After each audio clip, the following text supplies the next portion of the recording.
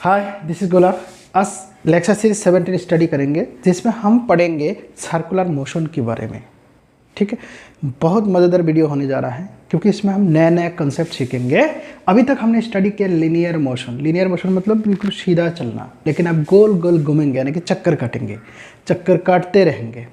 तो चक्कर करने को बोलता है सर्कुलर मोशन। तो सर्कुलर मोशन में हम नए नए टर्म सीखेंगे और सर्कुलर मोशन और जो लीनियर मोशन है दोनों के बीच में रिलेशन को हम निकालेंगे।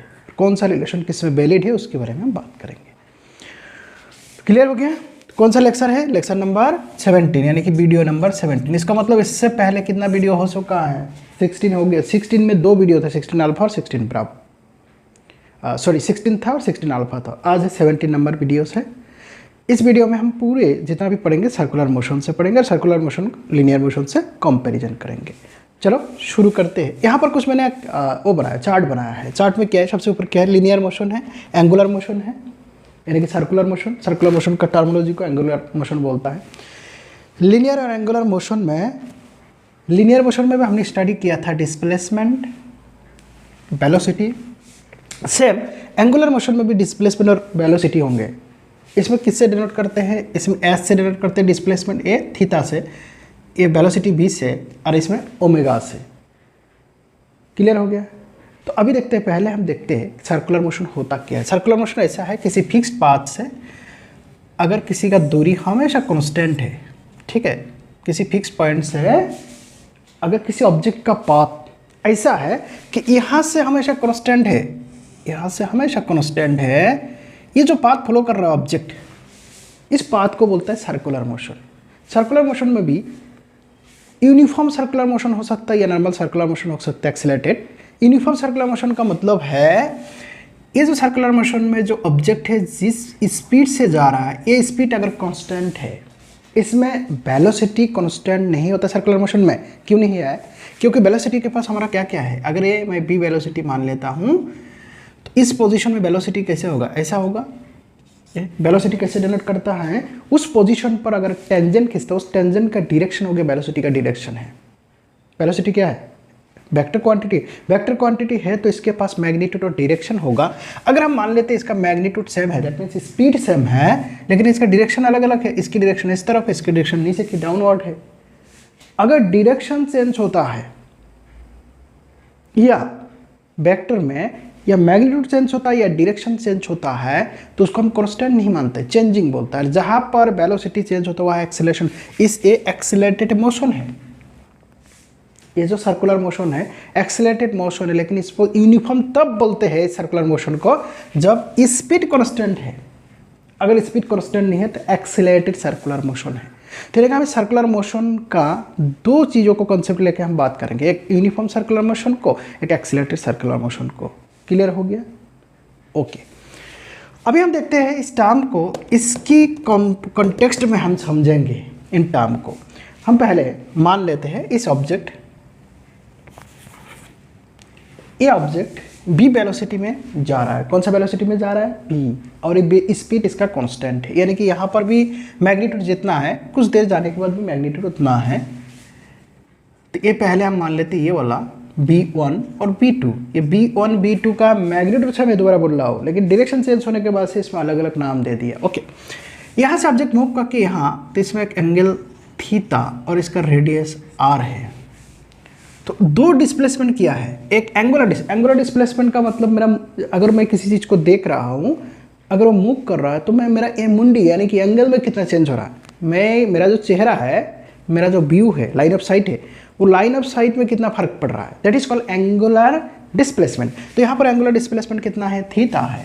लीनियर डिस्प्लेसमेंट मतलब ओरिजिनली कितना गया है, ये कितना गया है, यहाँ से लेके यहाँ तक गया है, इसको हम क्या मान रहा है? एस। क्लियर हो गया? ओके। ये एस को जो मेजर करते हैं ये मीटर है, और एंगल जो मेजर करते हैं रेडियन में है। किस में है? रेडियन में। ठीक।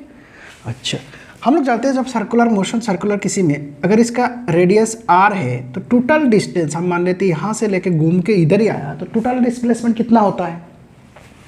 टोटल डिस्प्लेसमेंट कितना है? इसका पेरीमीटर है और इसका पेरीमीटर कितना है? 2πr। अगर यहाँ से लेके यहाँ तक ट्वाइस पाई आर डिस्प्लेसमेंट हुआ है, डिस्प्लेसमेंट कितना हुआ ट्वाइस पाई आर, इस डिस्प्लेसमेंट को करने के लिए कितना एंगल किया सेंटर में ट्वाइस पाई। अगर यहाँ से लेके घूम के यहाँ तक होता है तो सेंटर में कितना एंगल होता है 2 पाई 360 डिग्री। तो 2 पाई रेडियन यानी कि इसका एंगुलर डिस्प्लेसमेंट 2 पाई हुआ, तब लीनियर डिस्प्लेसमेंट कितना twice pi, angular displacement 1 radian होगा, तो ये कितना हो जाएगा twice pi r divided by 2 pi. अगर एंगुलर रेडियन थीटा होगा तो ये हो जाएगा a cancel r into theta. यानी कि हमारे पास ये कौन सा है लीनियर डिस्प्लेसमेंट, एंगुलर डिस्प्लेसमेंट अगर थीटा रेडियन है तो लीनियर डिस्प्लेसमेंट हमारा कितना मिल रहा है आर इंटू थीटा। यानी कि हमें रिलेशन आ गया। क्या रिलेशन है s equal r into theta.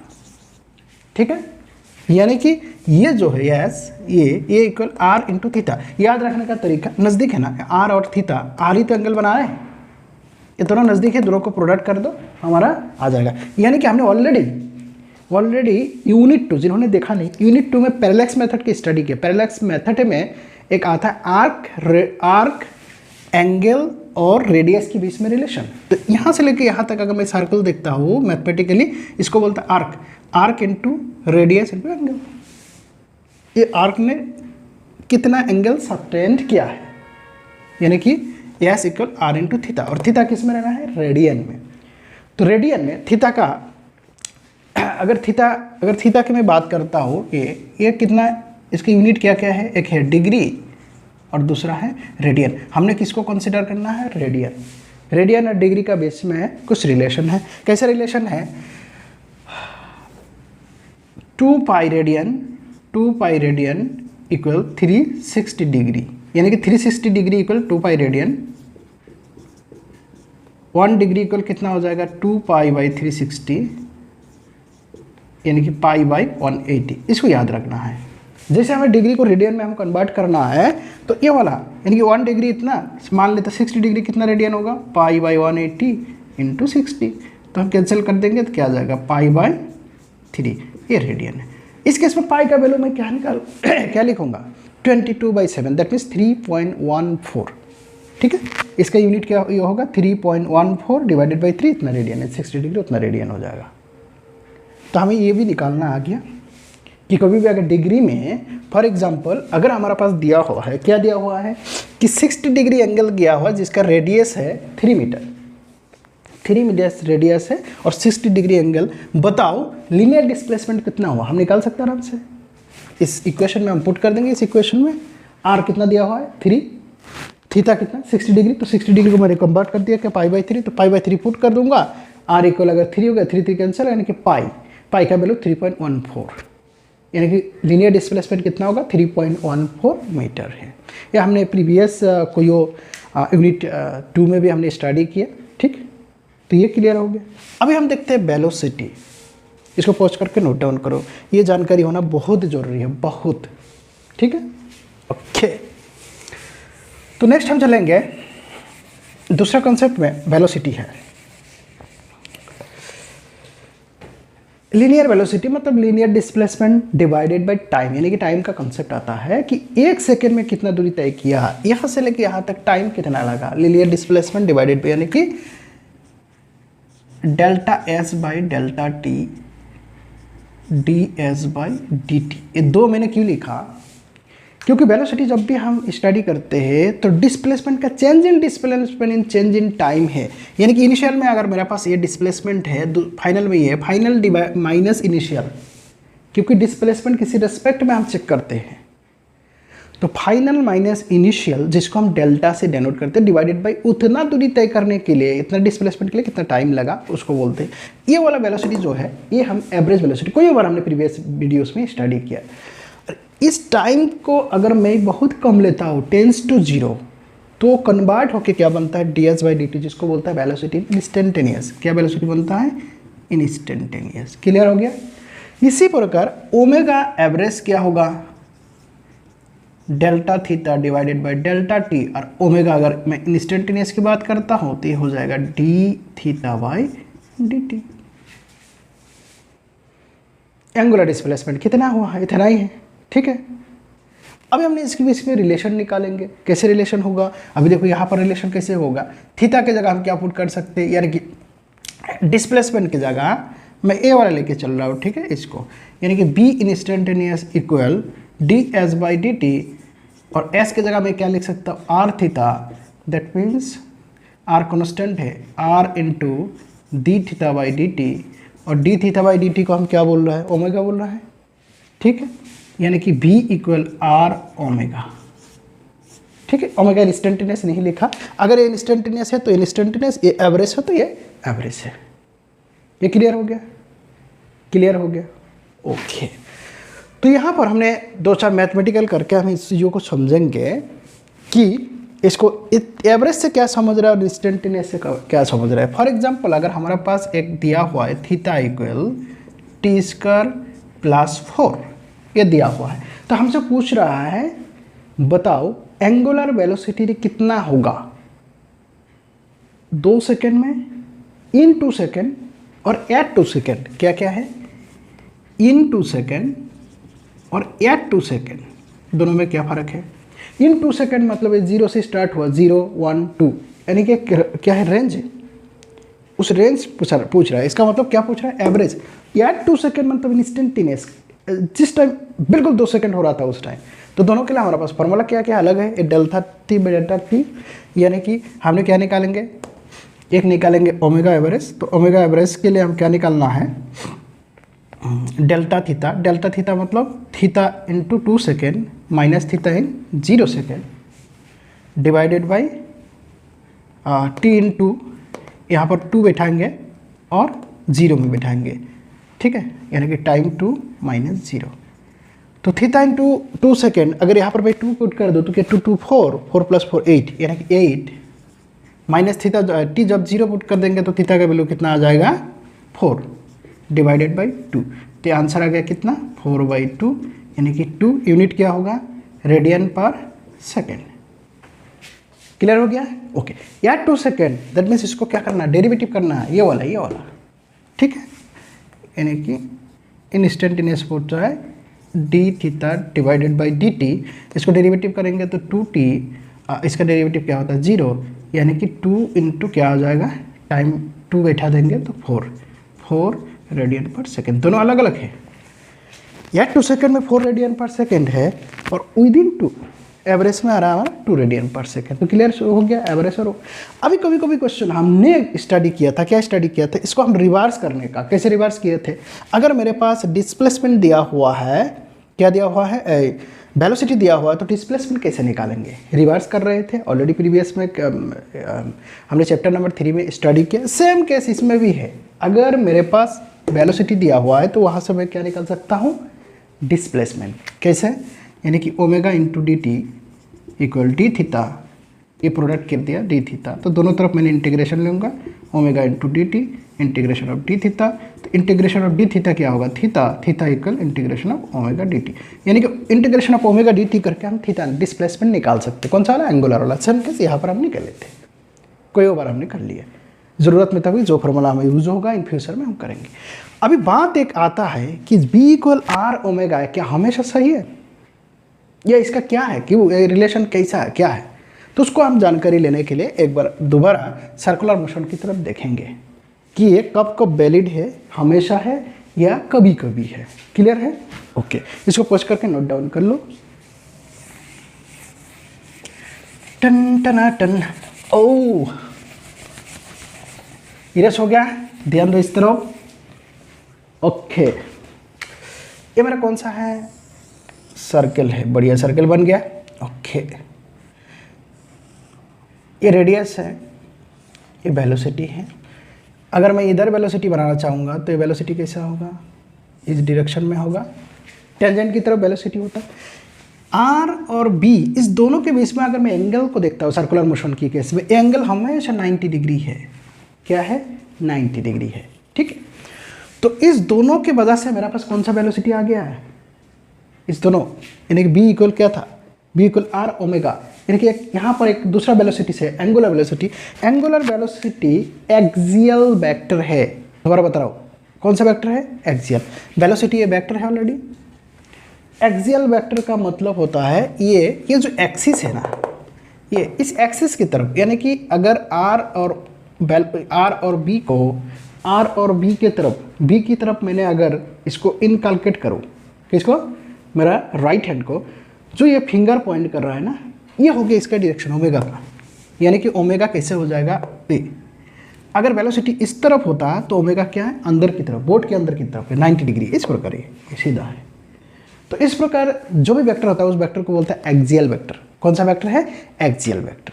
Same theta का भी, ये जो थीटा है, थीटा का भी जो डायरेक्शन है, इसका मैग्नीट्यूड ठीक है, लेकिन इसका जो डायरेक्शन है वो डायरेक्शन कहाँ है, एक्सियल की तरफ। थीटा का भी डायरेक्शन और ओमेगा की डायरेक्शन है। तो यहाँ से हमें एक चीज़ पता लगता है, अगर मैं वेक्टर में रिलेशन करना चाहता हूँ तो वेक्टर में हमेशा v vector equal omega cross r आएगा। क्या आ जाएगा, क्रॉस आर। तो हमने क्रॉस डॉट प्रोडक्ट और क्रॉस प्रोडक्ट ऑलरेडी पढ़ा। क्रॉस प्रोडक्ट में दो वेक्टर जब प्रोडक्ट करते हैं, उस दोनों वेक्टर का क्रॉस करने के बाद तीसरा वेक्टर होता है, इसकी जो डायरेक्शन है इस दोनों जिस प्लेन में है उसका परपेंडिकुलर है। तो एक ए प्लेन में है, एक ये है बाहर की तरफ, और एक रेडियस क्या है, अंदर की तरफ, इनकी तरफ। अगर इस दोनों को मैंने ऐसा करूँ तो ए वाला वेलोसिटी हो जाएगा ऊपर की तरफ है। ये क्लियर हो गया। एक अंदर की तरफ है, इनवर्ड है, और एक किस तरफ है, आर इनवर्ड हो गया। ओमेगा कैसा है, ऐसा, ठीक है, ऐसा। क्लियर हो गया। तो मैं ओमेगा क्रॉस आर, अगर ओमेगा क्रॉस में आर करना चाहता हूँ, यानी कि उस तरफ अगर इनकलकेट करूँ ओमेगा क्रॉस आर, तो मेरे पास ये वेक्टर मिल जाएगा। क्लियर हो गया। तो ये हमेशा इसको याद रखना है, ये वाला जो है हमेशा वैलिड है, ठीक है। क्या है, बी इक्वल ओमेगा आर। अगर मैंने ये लिख दिया तो ये कब वैलिड है, ये तब वैलिड है किसके लिए है, सर्कुलर मोशन के लिए, यूनिफॉर्म सर्कुलर मोशन के लिए। सर्कुलर मोशन के लिए क्यों है, क्योंकि सर्कुलर मोशन में हमेशा आर और बी का बीच में 90 डिग्री एंगल, हमेशा कभी भी किसी भी पोजीशन में देखो आर और बी का बीच में। इसका मतलब omega equal v perpendicular divided by r, यानी कि आर के साथ बी परपेंडिकुलर होना है, तब जाके ये रिलेशन वैलिड है, नहीं तो ये रिलेशन हमेशा वैलिड है। कौन सा वाला, वेक्टर वाला, ठीक है। क्लियर हो गया। यहाँ पर सिंस 90 डिग्री है तो omega into r, omega r sine 90 degree का मतलब कितना होता है, 1 है। इसलिए हमारे पास जो मैग्नीट्यूड आता है इसकी, अगर इसका मैं मैग्नीट्यूड निकालना चाहता हूँ तो मैग्नीट्यूड ऑफ वेक्टर ए, ये हो जाएगा मैग्नीट्यूड ऑफ ए। तो इसकी मैग्नीट्यूड ओमेगा आर साइन, इस दोनों के बीच में इसके केस में कितना 90 डिग्री है, साइन 90 डिग्री 1 है, यानी कि ओमेगा आर या आर ओमेगा हम कभी भी लिख सकते हैं। ए वेक्टर है, ए बी का बी इक्वल आर ओमेगा हमेशा लिख सकते हैं, लेकिन ये हमेशा राइट नहीं है अगर हमारे पास एंगल 90 डिग्री ना हो। तो इसलिए हमारे पास एक है omega equal v perpendicular by r. इसको समझेंगे एक मैथमेटिकल न्यूमेरिकल से कि इसका क्या अहमियत है, क्या मतलब है। तो हमें दोनों रिलेशन पता लग गया, एक रिलेशन हमेशा वैलिड है, दूसरा रिलेशन हमारे पास क्या आ गया, omega equal v perpendicular divided by r. इस दोनों का बीच में हमेशा परपेंडिकुलर होना चाहिए, तभी जाके ये रिलेशन है। तो इनको हम समझेंगे, पॉज करके नोट डाउन करो। क्लियर हो गया, ओके, बहुत बढ़िया, बहुत जल्दी को समझ जाते हो, नाइस। अगर यहाँ ऑब्जर्वर है जो ऑब्जर्व कर रहा है, यहाँ से 4 मीटर डिस्टेंस है, कितना डिस्टेंस, 4 मीटर। यहाँ से एक 53 डिग्री एंगल में 20 मीटर पर सेकेंड स्पीड, लीनियर वेलोसिटी की बात कर रहा हूँ, लीनियर वेलोसिटी 20 मीटर पर सेकेंड स्पीड में जा रहा है।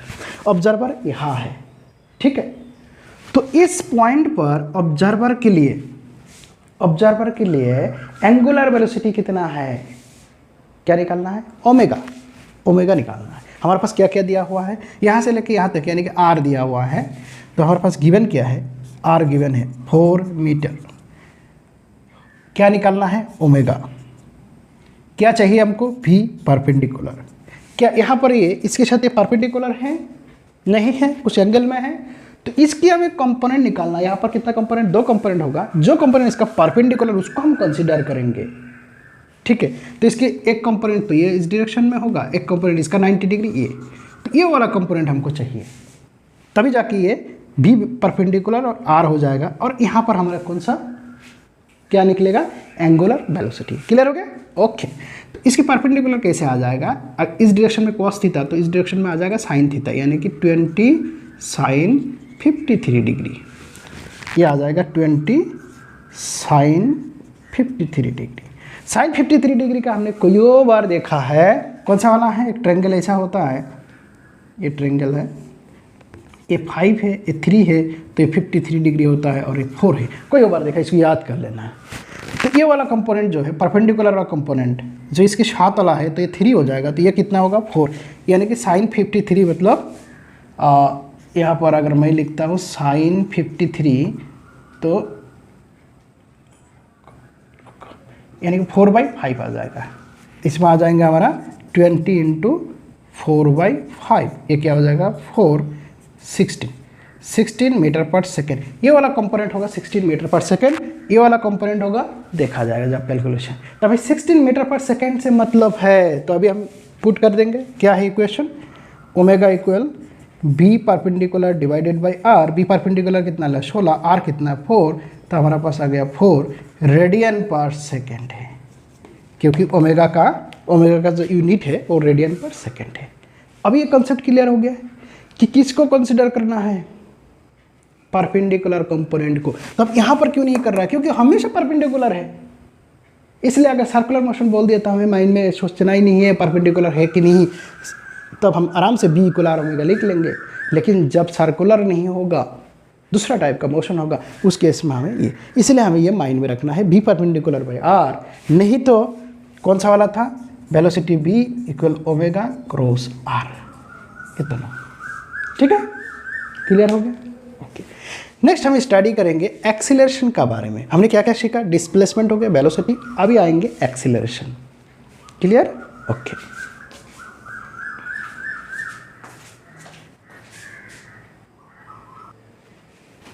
अभी देखते हैं एक्सीलरेशन है। एक्सीलरेशन का डेफिनेशन क्या बोलता है? Change in velocity with respect to time. Velocity की तरह एक्सीलरेशन भी दो टाइप का है। एक कौन सा है? एवरेज मिलेगा, और एक इंस्टेंटेनियस एक्सीलरेशन है। तो यहाँ से हम देखते हैं एक्सीलरेशन। ओके, इसे कैसे डिनोट करते? ये कैसे रहता है? Delta v by delta t, ये हो गया एवरेज वाला, और इंस्टेंटेनियस होगा d v by d t. हमने पहले कोई बार पढ़ा, कोई बार। सेम कॉन्सेप्ट हम यहाँ पर लगाएंगे। इससे डिनोट करते हैं अल्फा से। किससे डिनोट करते हैं? अल्फा से। तो क्या होगा? Delta omega by delta T, alpha equal D omega by d T. अभी हम देखेंगे रिलेशन क्या है। क्या देखेंगे? रिलेशन क्या होगा? हमें एक ही जगह क्या लिख सकते हैं? A equal d v by d t, और बी के जगह में क्या लिख सकता हूँ? D by d t. V के जगह में क्या लिख सकता हूँ? Are omega. आर कॉन्स्टेंट होता है, तो आर बाहर आ जाएगा, D omega by d T. D omega by d t को हम क्या बोल रहे हैं? कहाँ है? अल्फा बोल रहा है। इसका मतलब linear acceleration equal r into alpha. बहुत आसान है याद करना। Linear displacement r into angular displacement, linear velocity r into angular velocity, linear acceleration r into angular acceleration. यहाँ पर कुछ बात है। ये जो एक्सीलरेशन है, कौन सा एक्सीलरेशन है? which type of acceleration? क्योंकि जब हम सर्कुलर मोशन की बात करते हैं, 4 टाइप का एक्सीलरेशन होता है। दोबारा बोल रहा हूँ, सही सुन रहे, 4 टाइप का एक्सीलरेशन होता है। कितने टाइप का? 4 टाइप। कौन सा एक्सीलरेशन है? यहाँ पर सबसे पहले वाला एक्सीलरेशन हम देखेंगे, वो है circular centripetal acceleration. Centripetal acceleration किसको बोलता है? जो सेंटर सेकिंग है, सेंटर की तरफ एक्सीलरेशन है, उसको बोलता है सेंट्रीपेटल एक्सीलरेशन। मैं ये आर थोड़ा छोटा करके लिख देता हूँ, ये सी। ये एक्सीलरेशन किसके वजह से होता है? एक्सीलरेशन कब होता है? जब चेंज इन वेलोसिटी। तो वेलोसिटी का चेंज 2 टाइप का हो सकता है, एक तो मैग्नीट्यूड हो सकता है, एक डायरेक्शन हो सकता है। ये जो होता है एक्सीलरेशन, सिर्फ डायरेक्शन के वजह से। डायरेक्शन कहाँ पर चेंज होता है? सर्कुलर मोशन में हमेशा डायरेक्शन चेंज होता है, इसलिए एक्सीलरेशन होता है। तो ये एक्सीलरेशन जो है, इस एक्सीलरेशन का अगर वैल्यू मैं बोलता हूँ, ये होता है v square divided by r. V मतलब जिस वेलोसिटी इस जगह पर, इस पोजीशन में जो वेलोसिटी से जा रहा है, डिवाइडेड बाई इसका मैग्नीट्यूड। और डायरेक्शन किस तरफ है? Towards the centre. तो ये मैग्नीट्यूड हो गया, और डायरेक्शन क्या है? टुवर्ड्स सेंटर शेकिंग है।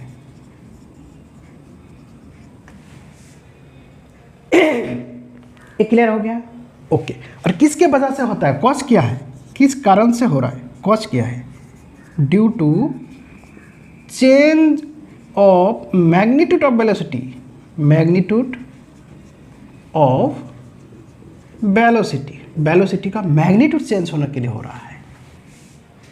क्लियर हो गया? ओके। दूसरा एक्सेलरेशन होता है जिसका नाम है टेंजेंशियल एक्सेलरेशन। कौन सा एक्सेलरेशन है? टेंजेंशियल। वो टेंजेंट की तरफ एक्सेलरेशन ऐड करता है। किसकी तरफ ऐड करता है? इसको ए टी से डिनोट करते हैं। चलो छोटा वाला टी देते हैं, ठीक है, ए टी। ये किसकी वजह से होगा? ये इसकी वजह से होगा, डायरेक्शन की वजह से नहीं है। अगर ये वेलोसिटी चेंज हो रहा है, मैग्नीट्यूड में चेंज हो रहा है, यहाँ पर ये मान लेते हैं 5 मीटर पर सेकेंड, अगर यहाँ आके 6 मीटर पर सेकेंड होता है क्या वेलोसिटी, तो उस प्रकार अगर चेंज हो रहा है उसके वजह से जो एक्सीलरेशन होता है उसको बोलते हैं टेंजेंशियल एक्सीलरेशन। यानी कि टेंजेंशियल एक्सीलरेशन जो है उसकी जो मैग्नीट्यूड होगा, change in velocity, change in velocity कहाँ? मैग्नीट्यूड का, यानी कि डी मैग्नीट्यूड का चेंज की वजह से होगा। ठीक है, ये मैग्नीट्यूड का चेंज की वजह से होगा, यानी कि d magnitude of v divided by t. अगर इस केस में, अगर मैंने बताया था कि यूनिफॉर्म सर्कुलर मोशन किसको बोलते हैं, कि यहाँ पर भी 5 मीटर पर सेकेंड है, इधर भी 5 मीटर पर सेकेंड, सिर्फ चेंज क्या होगा? डायरेक्शन। दोबारा बोलो, क्या चेंज होगा? डायरेक्शन। अगर सिर्फ डायरेक्शन चेंज होता है तो मेरे पास एक्सेलरेशन मिलेगा। उस केस में यहाँ पर सिंस चेंज नहीं है, जो चेंज नहीं होता उसका डेरिवेटिव, कांस्टेंट का डेरिवेटिव 0 होता है, इसका मतलब ए टी 0 होगा। अगर मेरा वेलोसिटी चेंज नहीं हो रहा, मैग्नीट्यूड की बात कर रहा हूँ, तो उस केस में ए टी 0 होगा। क्लियर हो गया? तो ए टी का कंसेप्ट क्लियर हो गया। ये किसके लिए होता है? इसका डायरेक्शन क्या है? टुवर्ड्स टेंजेंट, टेंजेंट की तरफ है, यानी कि वेलोसिटी के साथ साथ along the direction of velocity. और कॉज क्या है? किसके वजह से हो रही है? Change of magnitude of velocity, magnitude of velocity, velocity का मैग्नीट्यूड चेंज होने के लिए हो रहा है। इस दोनों अगर होता है, दोनों कब होगा? जब यूनिफॉर्म सर्कुलर मोशन नहीं होगा। यूनिफॉर्म सर्कुलर मोशन में तो ये 0 हो रहा है, क्योंकि उसमें मैग्नीट्यूड चेंज ही नहीं हो रहा है, सिर्फ डायरेक्शन चेंज हो रहा है। अगर यूनिफॉर्म सर्कुलर मोशन ना हो, ये भी चेंज हो रहा है, वेलोसिटी और मैग्नीट्यूड, ऐसा केस में दोनों एग्जिस्ट करेगा। जैसे दोनों होगा तो इसका रिजल्टेंट मिलेगा, जिसको हम बोलते हैं नेट। तो नेट कैसे निकालते हैं? इसको एक पैरेललोग्राम बनाएंगे और इसका जो रिजल्टेंट निकलेगा ये वाला हो जाएगा नेट। इसको हम ए एन से डिनोट करते हैं। तो तीसरा हमारा क्या निकला? रिजल्टेंट ऑफ बोथ, यानी कि ये नेट यहाँ जगह हो रहा है, ये नेट। तो ये नेट का अगर मैंने मैग्नीट्यूड बोलता हूँ तो इसका मैग्नीट्यूड कैसे निकलेगा? ये क्या है? इसको अगर उठा के यहाँ डाल दूंगा तो पाइथागोरस फार्मूला मिल जाएगा, यानी कि under root a c square plus a t square. इतना आसान है, हम वेक्टर ऑलरेडी स्टडी किया। इसकी डायरेक्शन कैसा होगा? इससे डायरेक्शन तो डिपेंड करेगा ए सी और ए टी। अगर ए टी के साथ ये एंगल थीटा है तो ten theta equal perpendicular divided by base, यानी कि ए सी बाई ए टी। तो इसका अगर मैं डायरेक्शन की बात करता हूँ, direction with respect to a t के रेस्पेक्ट में डायरेक्शन हो जाएगा tan theta equal a c divided by a t. और यहाँ से मैंने थीटा निकाल सकता हूँ, टी नीचे है, नीचे है, यहाँ से मैं थीटा निकाल सकता हूँ। तो इसका डायरेक्शन, इसका कारण क्या है? कॉज क्या है? किसकी वजह से हुआ? दोनों की वजह से। जब दोनों एग्जिस्ट करता है, कौन सा है? ए सी और ए टी, दोनों की वजह से हमारा मिला है, यानी कि होल चेंज। कौन सा चेंज है? Whole change. इसको अगर ऐसा निकालना चाहता हूँ, यानी कि whole change of d v by d t. ठीक है, दोनों तरफ वेलोसिटी क्या, इसका क्या है? मैग्नीट्यूड भी, डायरेक्शन भी जब चेंज हो जाएगा तब हम क्या निकलेगा? नेट। हो गया 3। कितना कितना मिला हमें? एक तो सेंटीपिटल एक्सीलरेशन, दूसरा टेंजेंशियल, तीसरा 3, चौथा क्या है? कुछ तो कुछ है, क्या है? उसी को तो ये बोलता है, ये क्या है? ये एंगुलर डिस्प्लेसमेंट। Angular acceleration. तो एंगुलर एक्सेलरेशन का जो डेरिवेटिव है वो D omega by d T है, यानी कि ओमेगा की कंसेप्ट में जो घूम रहा है उसका, अगर ओमेगा में चेंज हो रहा है, ओमेगा में चेंज कब होगा, ओमेगा में चेंज कब होगा, देखो ओमेगा इक्वल क्या है, ओमेगा में चेंज कब होगा, जब वेलोसिटी लीनियर वेलोसिटी में चेंज होगा, वेलोसिटी का जब मैग्नीट्यूड चेंज होगा तभी ओमेगा चेंज होगा। तो यानी कि यूनिफॉर्म सर्कुलर मोशन में हमें अल्फा नहीं मिलेगा। अल्फा कब मिलेगा, जब टेंजेंशियल हो रहा है, यानी कि इसकी वैल्यू 5 हो रहा है, कभी 6 हो रहा है, कभी 7 हो रहा है, ये अगर चेंज हो रहा है तो ओमेगा में भी चेंज होगा, और ओमेगा चेंज होगा तो हमारा अल्फा भी मिलेगा।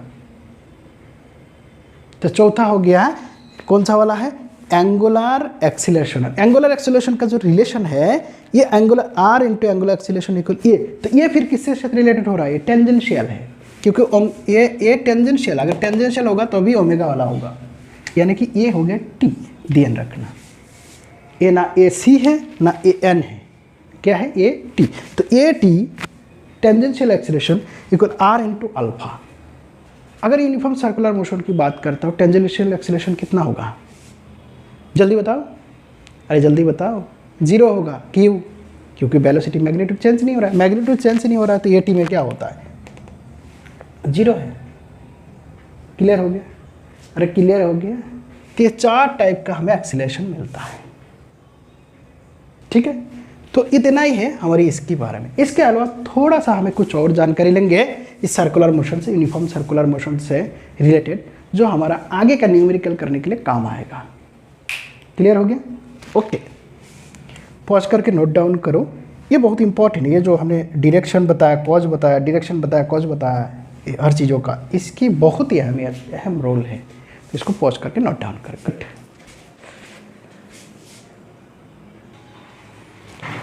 एक बार समराइज करते हैं, सर्कुलर मोशन किसको बोलते हैं, अगर ऑब्जेक्ट सर्कल का पाथ को क्या करता है, फॉलो करता है।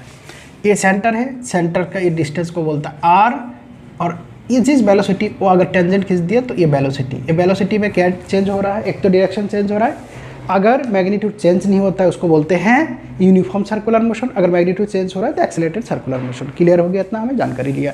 अभी इस दिनों के बीच में रिलेशन क्या था, डिस्प्लेसमेंट, अगर एक जगह से दूसरा जगह पहुंच गया थोड़ी देर के बाद कुछ टाइम में, तो एंगल थीटा कवर कर लेंगे, इस थीटा को बोलते हैं एंगुलर डिस्प्लेसमेंट, और यहाँ से लेकर जो पॉइंट ए और बी, यहाँ से जो डिस्प्लेसमेंट हुआ उसको बोलते हैं एंगुलर, दोनों लीनियर, दोनों का बीच में s equal r theta. Next हमारा velocity equal d s by d t, मैं इंस्टेंटेनियस ले रहा हूँ, तो यहाँ पर क्या हो जाएगा, यहाँ omega equal d theta by d t, और a v equal r omega, very simple, ठीक है, इतना क्लियर हो गया। उसके बाद हमारा पास आता है एक्सीलरेशन। एक्सीलरेशन का मतलब ए मतलब velocity, change in velocity with respect to time, तो यहाँ हो जाएगा acceleration alpha, change in angular velocity with respect to time, और दोनों का बीच में relation a equal r alpha. ये ए कौन सा है, टेंजेंशियल है, और ये वेलोसिटी कौन सा था, perpendicular with respect to r है। इतना सारी चीज़ हमने सीखा।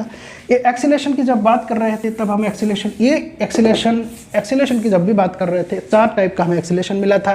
क्या क्या एक्सीलरेशन मिला था, एक हो गया सेंट्रीपिटल एक्सीलरेशन, यानी कि ए सी, जिसका वैल्यू किया है बी स्क्वायर बाई आर। दूसरा हमको मिला है टेंजेंशियल किसकी वजह से होता है, अगर इसमें डिस्प्लेसमेंट वेलोसिटी यानी कि एक्सीलरेटेड वेलोसिटी हो रहा है, एक्सीलरेटेड सर्कुलर मोशन हो रहा है, अगर ये वेलोसिटी का वैल्यू हर जगह चेंज है तो इसका वैल्यू आ जाएगा 0, और इसको हम कैसे D velocity divided by time, इससे हम निकाल सकते हैं। दोनों मिला के हमारे पास नेट निकल रहा था, ये net equal under root a c square plus a t square, और इनकी भी डायरेक्शन हम निकाल सकते हैं, हमने ऑलरेडी करके दिखा था, tan theta equal a c divided by a t. और इसकी डायरेक्शन हम कैसे निकाल सकते हैं, towards the tangent, towards the tangent, इसका क्या है, टुवर्ड्स द सेंटर है, इसकी इस तरफ, ठीक है। और एक हमारे पास क्या निकला था, ये वाला अल्फा, यानी कि अल्फा इक्वल क्या है, d omega by d t. अगर हमारे पास omega equal t square plus 2 ऐसा दिया हुआ है तो हम अल्फा निकाल सकते हैं। रेडियस दिया हुआ है तो उस अल्फा से हमने ये भी निकाल सकते हैं, टेंजेंशियल भी निकाल सकते हैं। क्लियर हो गया। तो इस प्रकार हम कुछ भी निकाल सकते हैं, हमारे पास कॉन्सेप्ट क्लियर होना चाहिए, और जितना भी ये वैल्यूज है इस वैल्यूज को हमारे माइंड में होना चाहिए। इसके अलावा और एक चीज़ आता है, सिंस सर्कुलर मोशन है, सर्कुलर मोशन में हमारे पास एक चीज़ है कि frequency time period angular velocity और एंगुलर डिस्प्लेसमेंट के साथ क्या रिलेशन है, इसको हम निकालेंगे। इसको पोस्ट करके नोट डाउन करो। हो गया रिवाइज, रिकैप हो गया। भारी भरकम नहीं है, बहुत सारा हमने डेरिवेटिव करने के लिए इतना सारा बोर्ड भर दिया था, लेकिन एक्चुअल में इतना ही हमने सीखा। क्लियर है, इतना सिंपल है। ओके, अभी हम देखेंगे यहाँ से लेके यहाँ तक आने में, यहाँ से लेके यहाँ तक आने में कितना एंगल करता है, थीटा कितना होगा। हमने इतना तो जान लिया ना already, omega equal theta divided by T, D theta by d T, यानी कि थीटा बाई टी है। इतना हमने जान लिया, बहुत बढ़िया। अगर मैं इस पार्टिकल के, इस ऑब्जेक्ट को यहाँ से लेके यहाँ घूम के यहाँ जाता है तो थीटा कितना होगा, 2 पाई, नो डाउट। टी कितना होगा, जितना टाइम लगा। अगर एक साइकिल कंप्लीट करने के लिए जो टाइम लगता है उसको टाइम पीरियड, दोबारा बोल रहा हूँ, टाइम पीरियड क्या है, to complete 1 cycle, time required to complete 1 cycle. एक साइकिल को कंप्लीट करने के लिए जो टाइम रिक्वायर्ड है, जितना टाइम लगा है, तो यहां से लेके यहां तक हमने मान लिया टी टाइम लगा, तो टी टाइम क्या होगा, टी टाइम पीरियड। इतना क्लियर हो गया, यानी कि omega equal 2 pi by T, एक रिलेशन मिल गया। इस रिलेशन को याद करके रखना। फिर दोबारा एक होता है फ्रीक्वेंसी। फ्रीक्वेंसी मतलब 1 सेकेंड में कितना साइकिल कंप्लीट किया, 1 सेकेंड में। टी सेकेंड में कितना किया, ये टी सेकेंड में कितना साइकिल कंप्लीट किया, एक साइकिल। तो 1 सेकेंड में कितना करेगा, 1 बाई टी साइकिल। इसी को बोलता है फ्रीक्वेंसी, या दैट इज ए फ्रीक्वेंसी। यानी कि नंबर ऑफ साइकिल कंप्लीट पर second, that is called frequency. तो फ्रीक्वेंसी और टाइम पीरियड में क्या रिलेशन है, एफ इक्वल 1 बाई टी। इस रिलेशन को यहाँ पुट कर देंगे। ये 1 बाई टी के जगह हम क्या लिख सकते हैं, 2 पाई टी के जगह में क्या लिख सकता हूँ, 1 बाई टी आ रहा है ना, 1 बाई टी, यानी कि एफ लिख सकते हैं। ये आ जाएगा F, omega equal 2 pi into frequency. तो हमारे पास कभी कभी दिया रहेगा, फ्रीक्वेंसी दिया रहेगा, इसका मतलब 1 सेकंड में 10 चक्कर, 10 रिवोल्यूशन पर मिनट दिया रहता है। क्या रहेगा इसमें, revolution per minute, RPM, revolution per minute. तो हम रिवोल्यूशन पर सेकंड में निकालते वो फ्रीक्वेंसी होता है। फ्रीक्वेंसी इक्वल जो दिया रहेगा, अगर एन दिया उसको डिवाइडेड बाई 60, मिनट को मैं सेकंड में कन्वर्ट कर दूंगा। जैसे सेकंड में कन्वर्ट कर दूंगा, मेरा फ्रीक्वेंसी यहाँ पुट कर देंगे तो ओमेगा आ जाएगा। ओमेगा आ जाएगा। अगर इसका रेडियस दिया है तो ओमेगा से हम क्या निकाल सकते हैं, ये निकाल सकते हैं। अगर रेडियस दिया हुआ है, ओमेगा दिया है, लीनियर वेलोसिटी निकाल सकते हैं। क्लियर हो गया। टाइम दिया है तो एंगुलर वेलोसिटी निकाल सकते हैं, मतलब कुछ भी हम निकाल सकते हैं। ये रिलेशन हमें पता है, रिलेशन को देखते हुए किसको क्या मांग रहा है, क्या दिया हुआ और क्या निकालना हमको पता चल जाएगा। तो ये क्लियर हो गया कि omega equal 2 pi by t, omega equal 2 pi F, और टी क्या है, time period, F equal frequency. ठीक है, अरे ठीक है। इसे और चीज कुछ निकाल सकते हैं, क्या निकाल सकते हैं, ओमेगा की जगह मैं क्या लिख सकता हूँ, बी बाई आर, यानी कि बी के रेस्पेक्ट में भी हम कर सकते हैं। Omega equal v by r, तो यहाँ पर मैं लिख सकता हूँ omega equal v by r, यहाँ से आएगा, यहाँ से बी बाई आर, तो v by r equal 2 pi into F.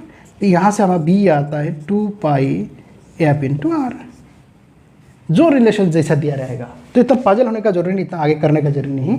हमने क्या करना है, यहाँ तक ही रखना है, यानी कि omega equal 2 pi by t, omega equal 2 pi r. जब भी हमें ओमेगा निकाल गया, वो वाला फॉर्मूला लगा के हम लीनियर निकालेंगे जब जरूरी होगा, अगर लीनियर पूछा जाता है। क्लियर हो गया, क्लियर हो गया। हम एंगल निकालेंगे कैसे, इस फॉर्मूला से, theta equal omega into T. अगर टाइम दिया रहेगा तो यहाँ से हमें theta equal omega into T, मान लो तो ओमेगा हमें निकल गया, तो हमें पूछा जाए 2 सेकंड में कितना डिस्प्लेसमेंट हुआ। मेरे पास फ्रीक्वेंसी दिया हुआ है, उससे तो ओमेगा निकाल दिया, लेकिन दोबारा क्वेश्चन को और घुमाया कि 2 सेकंड में कितना डिस्प्लेसमेंट, एंगुलर डिस्प्लेसमेंट हुआ, तो 2 सेकंड यहाँ पुट कर देंगे 2 इंटू ओमेगा, जो ओमेगा यहाँ से निकल गया, तो हमारा क्या निकल जाएगा, एंगुलर डिस्प्लेसमेंट। फिर बोला अगर 2 मीटर रेडियस है, रेडियस 2 मीटर है, तो बोला लीनियर डिस्प्लेसमेंट कितना होगा, ये थीटा निकल गया, आर यहाँ पुट कर देंगे, एस निकल जाएगा।